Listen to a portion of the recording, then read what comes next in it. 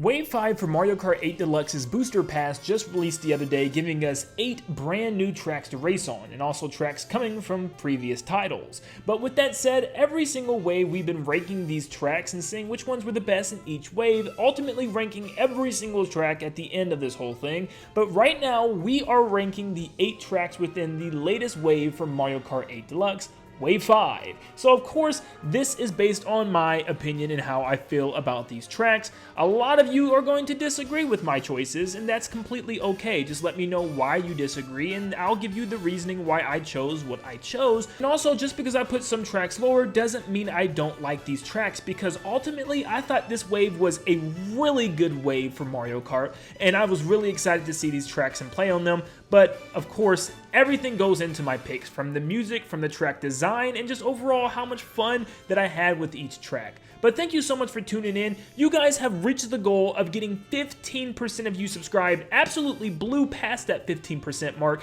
so I cannot thank you guys enough. You guys are phenomenal. It makes me really happy to see that you guys showing so much support for this channel, and it really makes me excited to do what I do, and I can't thank you guys enough. We are now on the road to 250,000 subscribers, and we are so very close. So if you're new to the channel, please leave a like and subscribe to stay up to date on all things Mario Kart 8 Deluxe and Nintendo in general. Now, let's get into the Wave 5 Mario Kart 8 Deluxe Booster Pass ranking. Coming in at number 8 and starting the list, I have Sunset Wilds. Now, Sunset Wilds is not a bad track by any means. It's a great throwback from the GBA title. But with that said, it's missing a lot of things that the GBA version of this track had that this one doesn't. For instance, it's called Sunset Wilds, and the sun doesn't continue to set on this new track. Yeah, in the other games, as you go throughout the various laps, it will become nighttime, slowly as the sun actually lowers. Now, there's been a lot of people I've seen commented that said, I don't think Mario Kart 8 Deluxe's engine actually can handle a skybox change like that, so it's just maybe not possible, and whatever, it is what it is. But overall, the track is decent. You know, it's a flat track with some very little verticality towards the end as you go throughout the finish line,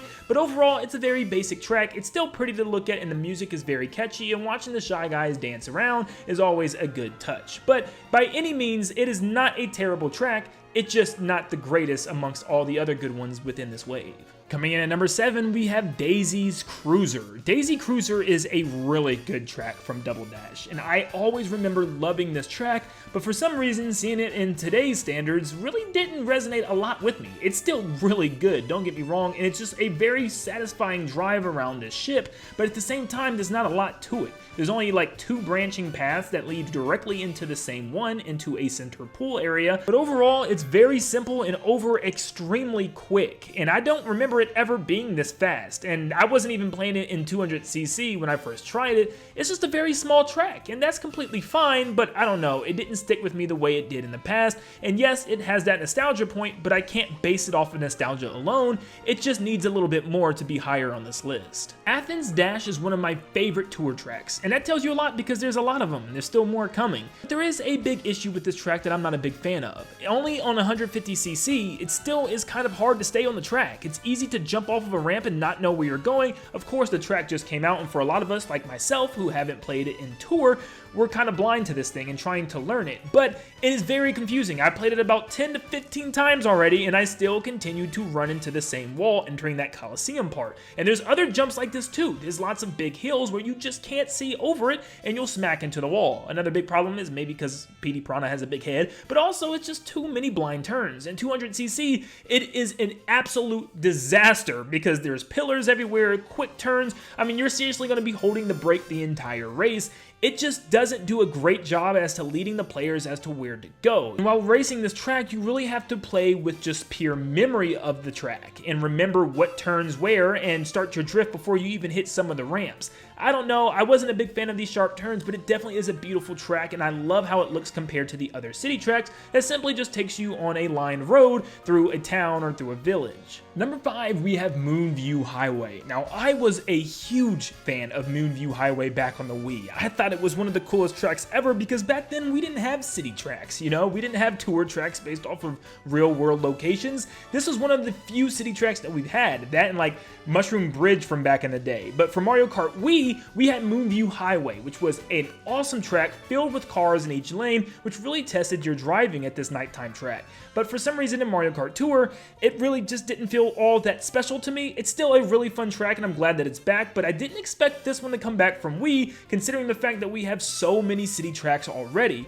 And compared to those other city tracks, this just kind of underwhelms for me. I wish we had more cars like we do in Moonview Highway onto the other city tracks, but at the same time, that's why it kind of hurts this track, because we've seen this time and time again. I mean, we literally have New York Minute, which just seems like a longer version of this one.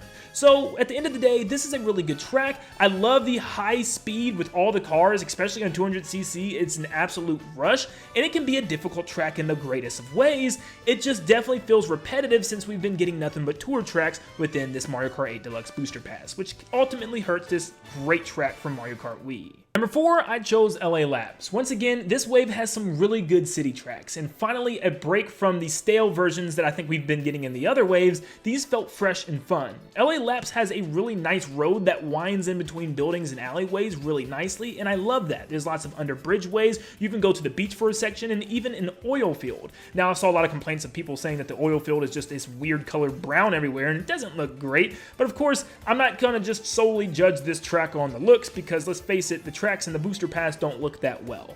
But at the same time, I love LA Labs. I think it's really cool to have that boost section in the oil field as well, but the beach section with the oil field and also the winding road is a really good combination that all works together. Especially flying over a baseball stadium in the middle of a game just feels awesome. Now, I only hope that maybe we get a Mario Super Sluggers on the Switch, or just some type of Mario Baseball. Please, Nintendo. Number 3, we have one of my favorite Wii tracks of all time, and really one of my favorite Mario Kart tracks of all time, Koopa Cape. But it's at number 3 because that shows you how good this wave is. Koopa Cape is a really fun track, and it's an amazing callback, and it pretty much stays the same from the Wii version except for the ending with the tunnel. Where it used to be in an enclosed tube with electric emitters that would shock you and shrink you, it is now a half pipe, which some people like, some people don't. I find it to be a lot easier, and I'm not a big fan of compared to the original, and maybe that also is why I dropped it down a little bit, because it feels a little too safe, and also that random half pipe in there, not a fan of that either. But at the end of the day, it still is a really fun track. It's a really great track to call back to Mario Kart Wii, because a lot of people will always remember Koopa Cape, and we know Nintendo seems to love Koopa Cape as well. But I was just glad to see this back. Lots of winding turns along the waterways, and it's just a really fun track to have back in Mario Kart 8 Deluxe. Coming in at number 2, we have Vancouver Velocity. Now, everyone and their mother probably loves this song, because they should. It is one of the greatest Mario Kart tracks of all time.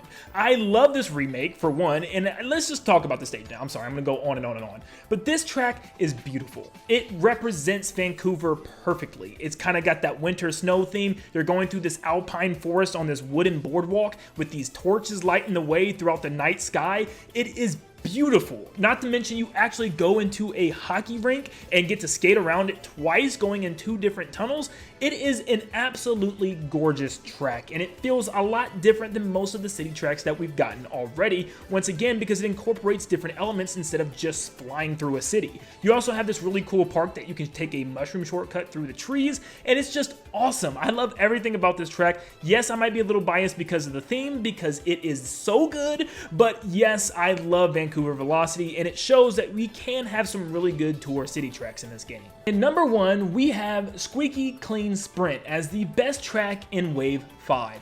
Now look, this isn't just new track bias, because man, when I envision the next Mario Kart, Mario Kart 9, Mario Kart 10, whatever it's going to be in the future, Squeaky Clean Sprint is an example of how I want those tracks to be and feel. Original, unique, and crazy wacky ideas, and I love this. In the same vein of Yoshi's Island in the last wave, this is a phenomenal track with a great soundtrack and so many little Easter eggs and references hidden throughout the entire track itself. Of course, as you're flying through this track, you're probably not going to see them unless you go through slowly, but besides that, it is a fun track that's themed after a bathroom. You're going down the drain of a bathtub, through the pipes underground, back out into the main floor, going past mops and soap suds all over the floor, and even flying up off of toilet squirts.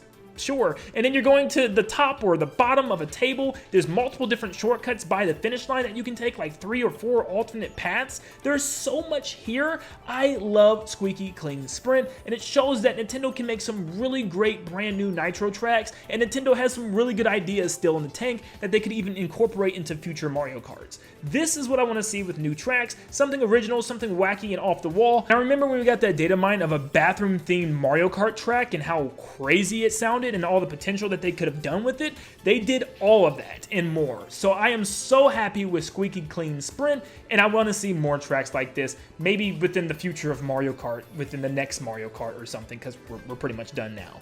But that is my list of all 8 tracks ranked. Once again, let me know in the comments down below if you agree or disagree, and just comment what your ranking would be. What are your favorite tracks? What are your least favorite tracks? But thank you so much for tuning in. Make sure you leave a like and subscribe to stay up to date on all things Mario Kart and Nintendo in general. And like always, I'll see you all on the next one.